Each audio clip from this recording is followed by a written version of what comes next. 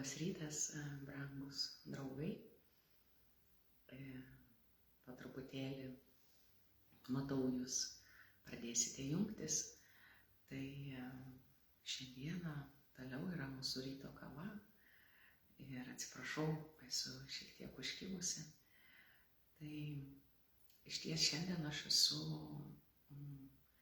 po Švento Pranciškaus ikona. Ir tai nėra veltui, todėl kad išties tai yra laikotarpis, kada minima prakartėlės įkūrimo jubiliejus, kuomet Šventasis Pranciškus Banjoredžio miestelyje tiesiog įkūrė prakartėlę tam, kad būtų garbinamas išganytojas mūsų viešpats Jėzus Kristus.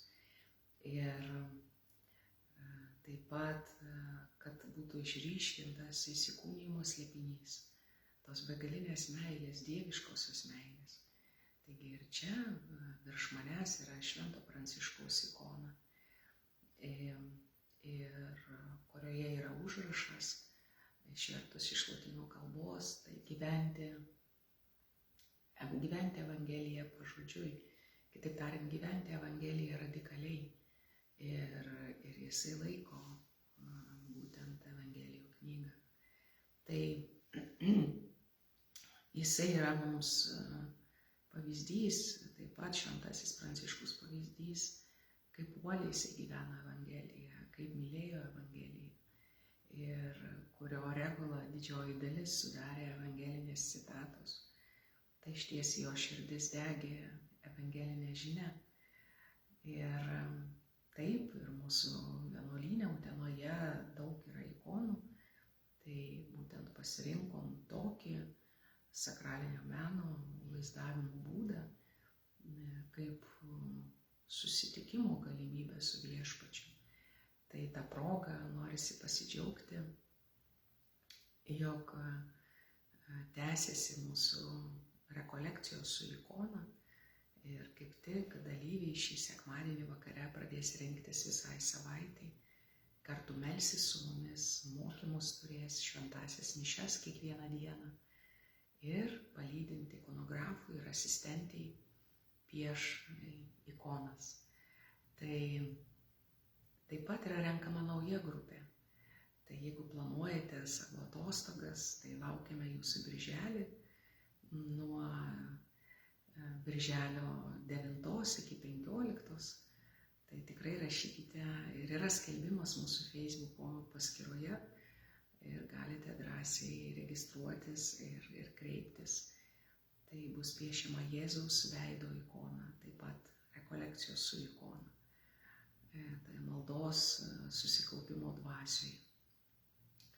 Šiandieną yra 3 karaliai ir jie atnešė mums gerą žinią. Atnešė gerą žinią ir ta geroji žinia atėjo per ką? Jie sekė žvaigždė. Kokia žvaigždė jie sekė? Tai ta didžiausia žvaigždė turbūt, kaip šviesa mūsų keliui, tai yra tas įdėtas viešpaties troškimas mūsų širdise, ir kuri nerimsta mūsų viduje. Ir ji trokšta gelmės, trokšta pažinimo. Taigi mes turime tą žvaigždę. Tai šventosios dvasios veikimo būdą mūsų širdyje, mūsų kelyje, mūsų kasdienybėje, kuri ragina viešpatį garbinti, viešpaties ieškoti, viešpačiui pavesti ir taip pat mylėti artimą. Pastarosiomis dienomis,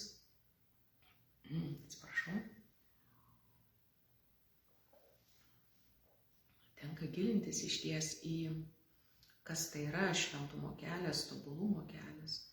Ir aukščiausias šventumo kelias yra anot ir Tomo Akviniečio, tai yra Dievo ir artimo meilė. Nėra tobulesnio kelio. Dievo ir artimo meilė. Ir mylėkite vieni kitus, kaip aš jūs mylėjau.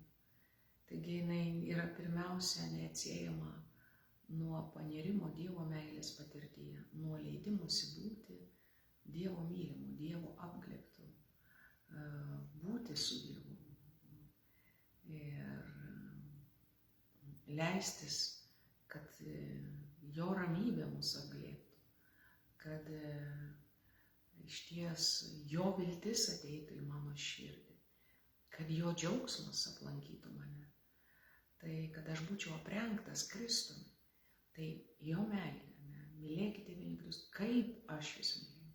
Tai išties reikėtų šį įsakymą skaityti nuo galo. Kaip aš jūs mylėjau, mylėkite vieni kitus. Tai jei nepajėgime mylėti artimo, jei nepajėgime jam nusišypsoti, jei nepajėgime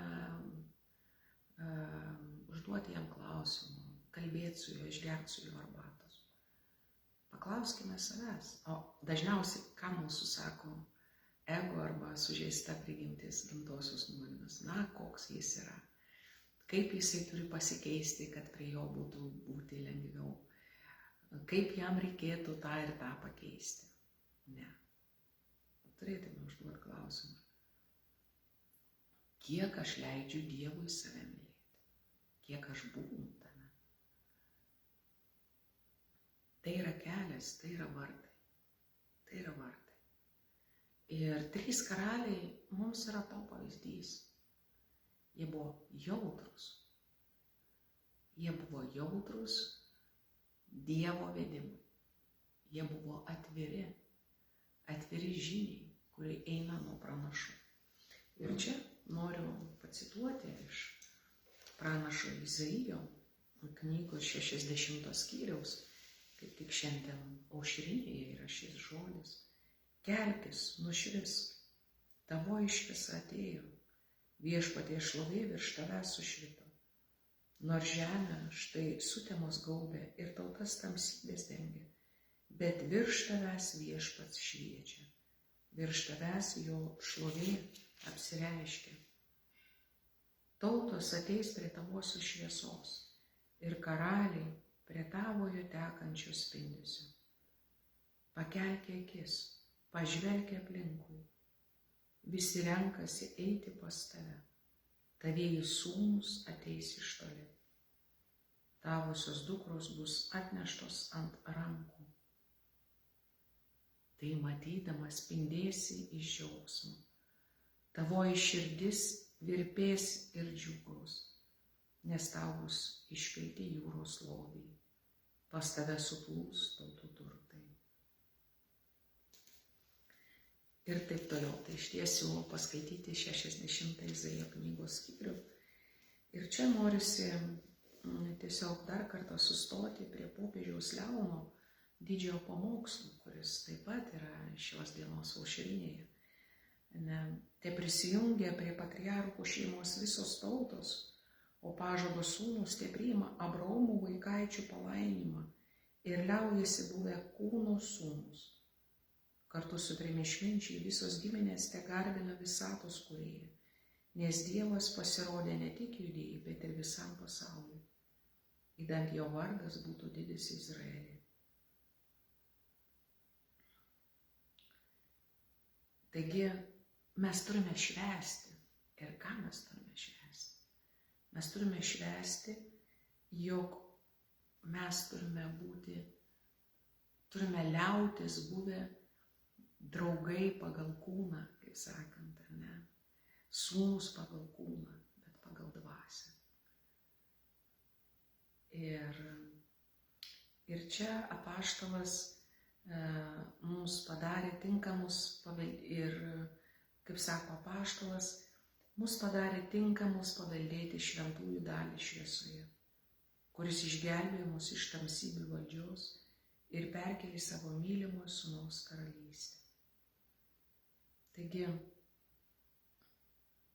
žvaigždė, tai Dievo šviesa, šventosios dvasios šviesa šiandien mus kviečia iš atokiausių kraštų,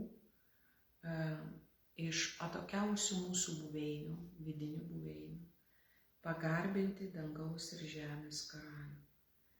Tai yra leistis būti atvedamiems prie Kristaus.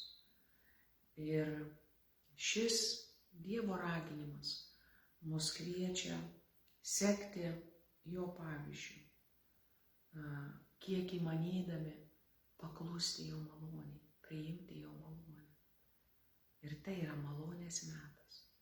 Tai 3 karaliai mums liudija, jog mes gyvenam malonės laike. Ir tai yra malonės metas. Kiekvienas jų atnešė tai, kas jam yra brangu. Atnešė tai, kas jam yra būdinga, kas yra jo tapatybės dalis. Ką aš galėčiau paaukoti viešpačiui. Ne kaip geležinės valios pastangas, bet iš meilės santykio. Nes tikroji auka yra garbinimo ir šlovinimo auka, kuri kyla kaip atsakas iš meilės santykio. Ir tokiu būdu valia yra pajungta meilės. Ir jinai turi variklį. Ir jinai tampa kitokia. Tai pagalvokime, kokią auką šiandien aš noriu atnešti viešpačiui iš meilės. Iš meilės ryšio su juo. Kokia tai galėtų būti? Tai kviečiu jūs šiandieną skirti tam sustojimui. Sustojimui ir apmąstymui. Kam aš leidžiu vadovauti mano gyvenimą? Kas lydi mano gyvenimą? Į ką aš atsiliepiu? Kiek aš atsiliepiu? Ar tikrai aš išgyvenu, kad aš esu mylima Dievo dukra, dėl kurios atėjo atpirkėjas? Ir ar aš leidžiuosi būti prakalbinamas Dievo dvasios, kad jį pagarbinčiau, pašlovinčiau? Ir kaip dvasia mane veda, ką aš galėčiau jam paaukoti šiandien? Ką tokio labai brangaus iš meilės ir atsidavimo. O dabar norėčiau pabaigti taip pat vieną maldą, kuri yra sukurta pagal Šventąjį Tomą Akvinietį. Gailestingasis Tėve, tu mums atsiuntei savo sūnų. Jis kalba mums per šventąjį raštą. Jis dovanoja mums save, duonos ir vyno pavidalais. Tu pats, Dieve, ateini pas mane. Aš ateinu kaip ligonis pas gyvenimo gydytoją, kaip nesiprausęs prie gailestingumo šaltinio, kaip aklas prie amžinojo skaidrumo šviesos, kaip vargšas pas dangaus ir žemės viešpatį. Padaryk, kad aš, priimdamas Jėzaus kūno ir kraujo sakramentą, priimčiau ir jo vidinę esmę bei jėgą, ir taip būčiau priimtas į slėpiningąjį jo kūną. Mylimasis Tėve, leisk man savo mylimąjį sūnų, kurį šiame gyvenime priimu paslėptų pavidalu, kada nors išvysti veidas į veidą ir regėti jį per amžius. Amen. Tai būkite visi pasveikinti, o aš prašau jūsų užtarimo, nes nuo pirmadienio mes pradedam naują mūsų projektą pašaukimo atpažinimo merginoms, kurios tyria savo pašaukimą tarp santuokos ir vienuolystės. Ir tokių yra 11. Tai mes labai džiaugiamės ir turėsime tokį laiką su jomis. Tai pusę metų. Tai lydėkite mus ir tas merginas, kurios tyria pašaukimą ir jūsų užtarimo taip pat reikia. O dabar, kaip visada, linkiu jums skanios kavos, kurį aš geriu iš labai skanaus puodelio, padovanotos artimos bičiulės. Tai būkite visi pasveikinti. Palaiminto 3 karalių šeštadienio ir žiemiško gražaus savaitgalio. Nesušalkite, rytoj bus didelis minusas. Sudie.